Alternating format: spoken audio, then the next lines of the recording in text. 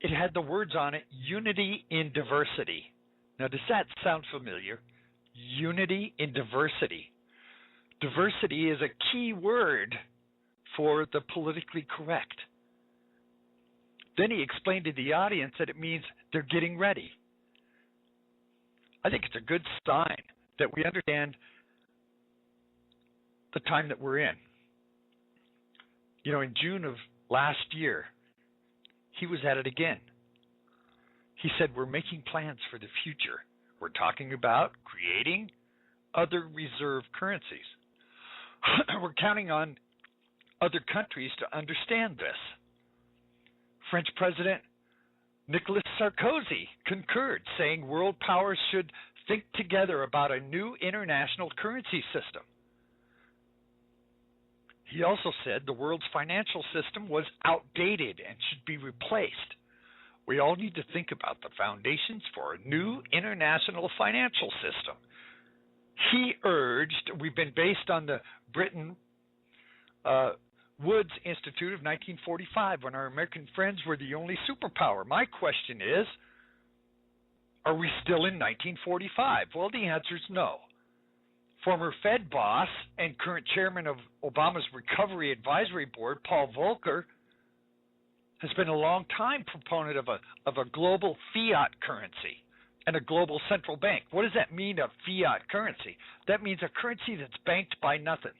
Now, do you remember in some of the old sci-fi movies, well, not even the old ones, you know, things like Drudge with Sylvester Stallone, I think it was called Drudge or Captain Drudge, whatever it was.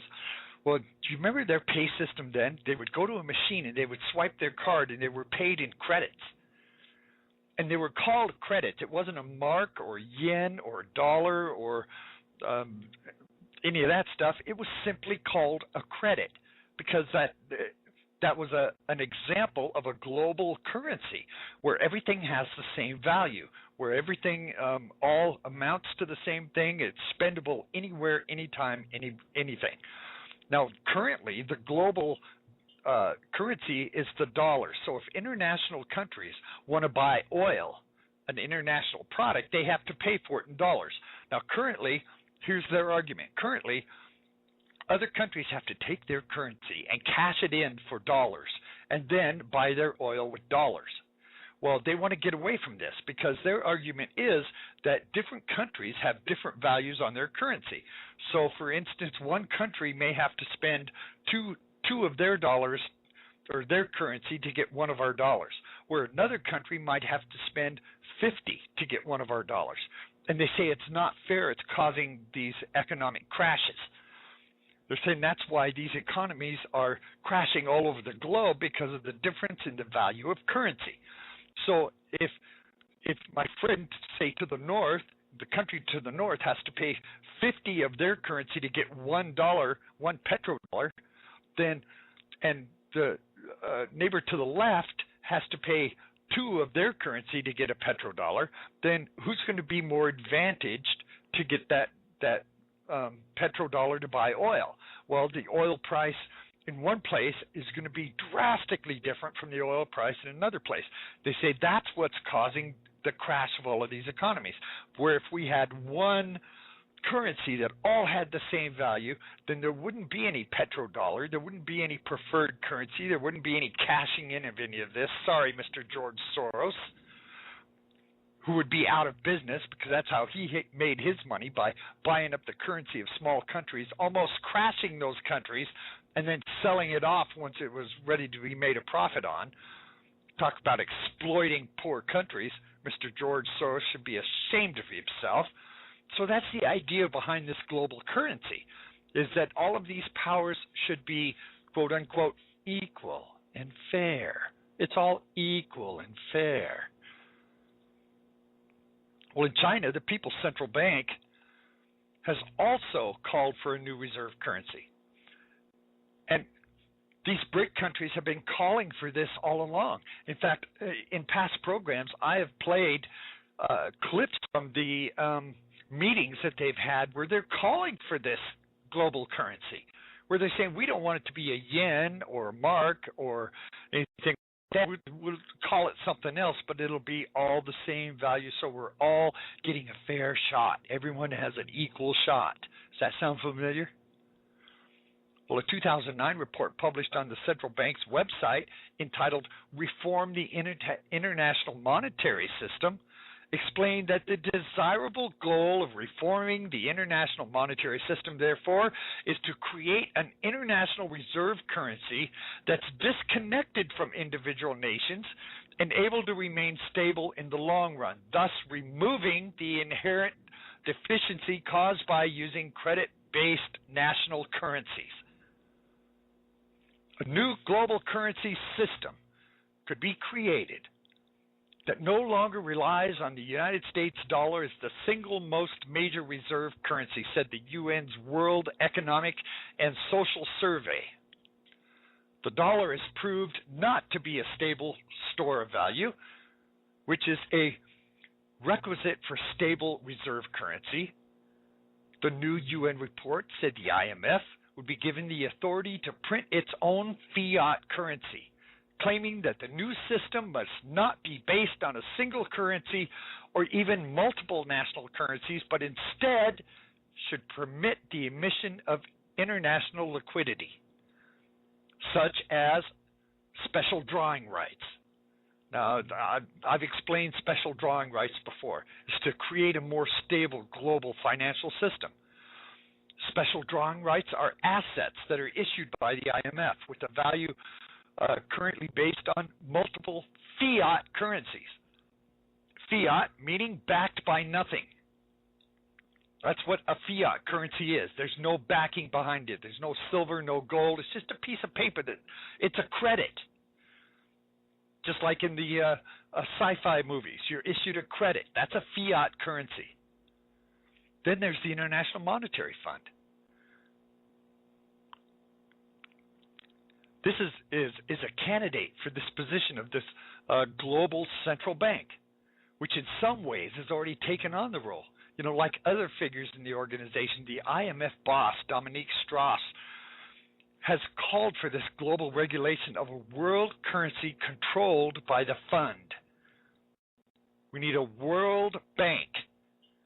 A financial crisis is global. And only an international central bank can deal with it. This is what he says. This leader called to begin laying the groundwork for establishing a global central bank, which the Fed no longer has the capability to ride shotgun over. So that's what they're saying. Let's take a look at what's actually happening. Africa already contains a patchwork of regional currencies, including one in West Africa, Central Africa, a group of countries that use the South African rand. Well, there's a plan to introduce a continental currency. Now, this is referred to as the Afro. It's controlled by the already existing African Union, African Central Bank, and is set for completion in probably 15 years or so. In Asia, they're calling for a regional monetary union. The Arabian nations, through the Gulf Cooperation Council, are planning their own common currency right now. This is also where the U.S. came up with the idea of a regional currency, the Amero. Well, what's going to happen with all this? All of this is going, even if they come up with the regional, which they're working on right now, even if they come up with the regional, what they're doing is consolidating. They're consolidating it into regions. So, and I'm asking the question here, when it comes to the 10 toes of Daniel, will this be broken up according to currencies? Will these 10 toes, these 10 different confederacies be set up by 10 different currencies? I'm not saying it is. I'm asking the question. It's a rhetorical question. Think about it. That's all I'm saying. Think about it.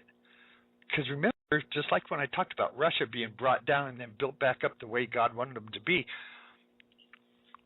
he always does things his way. And it's always in ways that we hardly ever think about. these 10 toes, these 10 confederate nations or sectors or however it's going to be broken up, could be determined or at least formed by currencies. Until finally, this new world leader that's going to have this one world government is going to come in. Remember, we talked about this in the last program. When the Antichrist makes his appearance, he's going to subdue 3 of these automatically. So this, if this happened to be the case, then this is what he would do. He would step up and he would take 3 of these currencies, these 3 confederations, however they're going to be split up, and put them all together to create this one world currency. Because he's going to subdue the rest, which it's a possibility. I'm not saying it is. There's a possibility these other 7 currencies, other 7 blocks, may not want to give up their regional currency, and they're going to give him trouble. I'm just throwing that out there. I may be way off, but it's something to think about. I mean, we need to have some critical thought when we think about these things, and we need to be open to whatever happens. We can't say, oh, this is not that. We have to consider everything because we don't know how this is going to finally work out. So you have to be open to whatever God does. You know, in a closer proximity to the U.S., a group of Caribbean nations have formed the Eastern Caribbean Union, and it's a currency union. All use the East Caribbean dollar. More recently, a number of leftist Latin American regimes created the SUCRE under the leadership of Hugo Chavez, who started it. It was a South American currency that he put into the works. You know, the other thing the IMF has done, and who is the IMF? The International Monetary Fund. It's located in Washington, D.C., and it's ran by the United States. So keep that in mind when we talk about this. The IMF is us. Yeah, they have other people from other countries. You know, we're not the only ones that are in. It's a confederation of countries. But who's in charge? Where is it located? It's in Washington, D.C. And the people who are in power in the IMF are Americans. And now for the first time, really for the second time, the IMF is to issue SDRs. The IMF is issuing its own paper currency, like fiat currency. It's backed by nothing. All of these are pilot programs. In other words, they're kind of testing the plumbing. Now the IMF is positioned to, in effect, and all of this fiat currency is to become a global central bank, which can issue its own currency, leverage its balance sheets through borrowing, and then create assets by making loans and investing in securities, all under the auspice of the IMF. Friends, this is scary stuff because we're looking at the end of the dollar. This is the end of currency, the end of money as we know it. This could very well be the no paper money. You know, that's what India is doing. India is biometrically databasing every one of their 1.2 billion people in India. Every one of them in a biometric database with the fingerprint and the iris scan. That should be scary enough. We need to pay attention to these things. Now, if this does become the end of currency, the end of money as we know it, nobody might be able to. Now, this is Revelation 13:17 through 18. Now, listen closely to this. We're going to talk about this. Nobody might be able to buy or sell except a person having the mark or the name of the beast or the number of his name. Where is wisdom? Let the one who has wisdom calculate the number of the beast, for it's the number of a man, and the number is 666. Now here's the problem that we seem to be having with this prophecy and revelation of the mark of the beast. Remember, we have to take the word of the Lord for what it says. Take it for what it says. Do not add